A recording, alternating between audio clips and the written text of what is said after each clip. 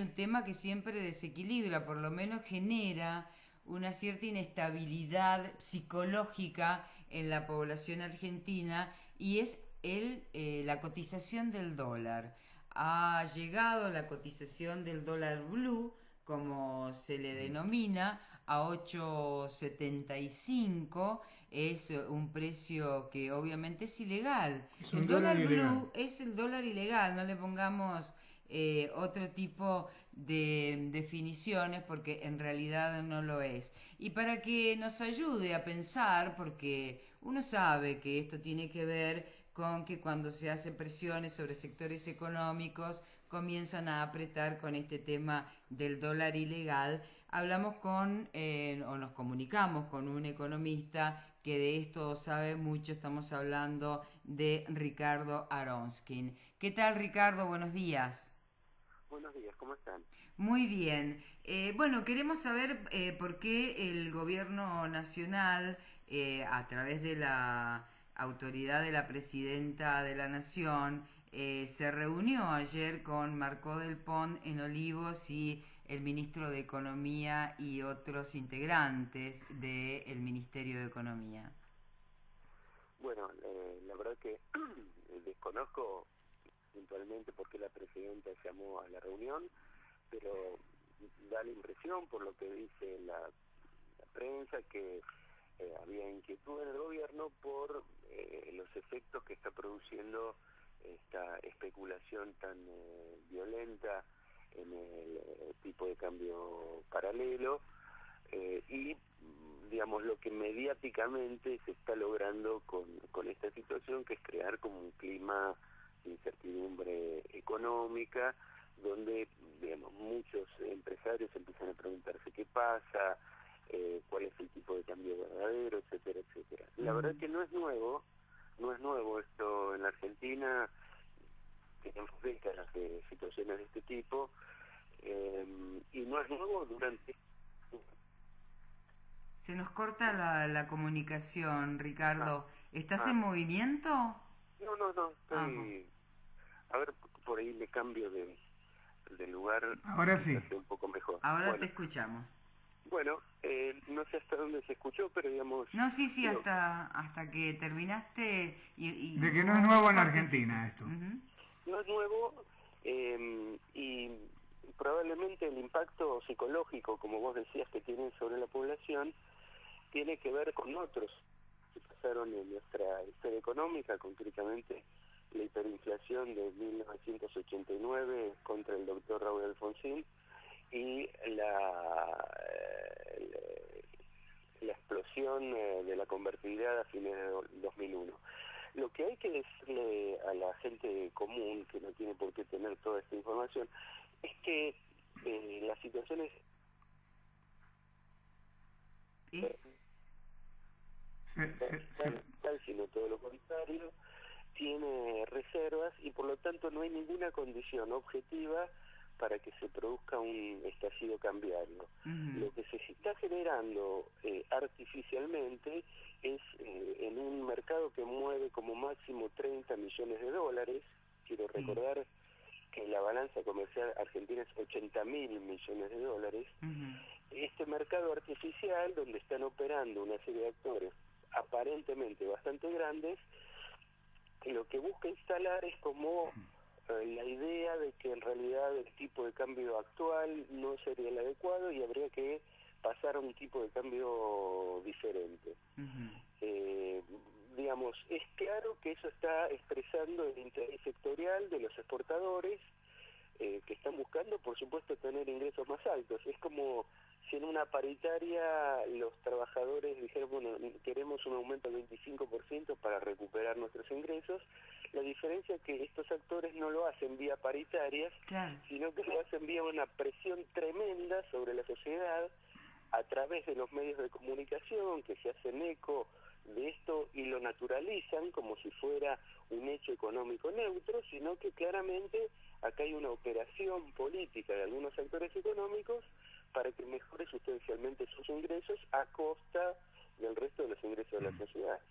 Ricardo, recién acabas de dar un dato absolutamente objetivo, en realidad diste la mitad del dato, ¿no es cierto? El comercio exterior en realidad se compone de exportaciones e importaciones. Allí llegaría a 150.000 millones de dólares, ¿verdad? Totalmente, Esa es una totalmente. cifra gigantesca comparado con los 20 o 30 millones que involucrarían a esta especulación con el dólar ilegal. Pero sabes muy bien que el aspecto psicológico en el funcionamiento de una economía, aunque no sea un dato objetivo desde el punto de vista económico, sino subjetivo, siempre tiene una gran incidencia. Es cierto, está esta permanente especulación que viene desde hace varios años de producir una relativamente fuerte devaluación en beneficio, por cierto, de los sectores exportadores, sobre todo. Pero la pregunta concreta, porque me parece que se dividen opiniones aún entre los economistas que adhieren a la marcha de la economía argentina como la lleva adelante, como la conduce el actual proyecto político y el gobierno en este momento. ¿Cuál es la de que se han adoptado algunas medidas parciales, como puede ser de las restricciones de la adquisición de dólar para todos aquellos turistas que quieren viajar al exterior y que en alguna medida como de esa forma se canceló un negocio que hacían en pequeño cientos de miles, por no decir millones de turistas que viajan al exterior por año, que se calcula que son alrededor de 2 millones y medio, 3 millones, son miles de millones de dólares, porque claro, iban con una cierta cantidad de dólares, trataban de gastar lo menos posible, se volvían con esos dólares y después lo vendían en el mercado negro a otro precio, y eso implicaba una buena ganancia. Esto dicho por mucha gente que uno hasta conoce. Eso se restringió, pero determina una cantidad de movimiento de dólares que es importante. La pregunta concreta es, ¿compartís esas medidas? ¿Te parece que fueron demasiado lejos o que el gobierno algo tenía que hacer para conjurar esa situación? Sí, yo te diría lo siguiente, la verdad es que la fuga de divisas grande de la Argentina arranca en el 2008 Uh-huh. y no es casual porque es el año de la crisis internacional. Cuando uno mira toda Latinoamérica, uno observa que de todos los países de Latinoamérica empiezan a salir fondos muy fuertemente hacia los países centrales. Esto tiene que ver... Se interrumpe, Ricardo. Una crisis en Estados Unidos, se asustan y mandan la plata a Estados Unidos. Ahora, eso siguió en los años subsiguientes, siempre alimentado por todo tipo de olas de rumores incesantes que lamentablemente hay mucho público que los cree. Recuerdan ustedes que se habló de que iban a agarrar las cajas de seguridad, todo tipo de locuras Sí, sí. que por supuesto no ocurrieron, pero es una suerte de terrorismo económico permanente, asustando a la gente e instándola a refugiarse. Ahora, cuando se produjo esta medida que tomó el gobierno, que es administrar el tipo de cambio de forma que haya dólares para todo lo necesario y dejar de lado vender dólares para lo superfluo, quiero decir, lo importante es que el país esté abastecido, que la industria funcione, que entren los medicamentos que tengan que entrar, que se puedan hacer las transacciones normales de la economía, y secundario es el hecho de que uno quiera atesorar dólares. Ahora, en ese momento que el gobierno tomó la medida, yo publiqué un artículo que se llamaba Dólar Casa y Dólar Fuga, donde yo decía que hay que distinguir muy bien dos tipos de demanda.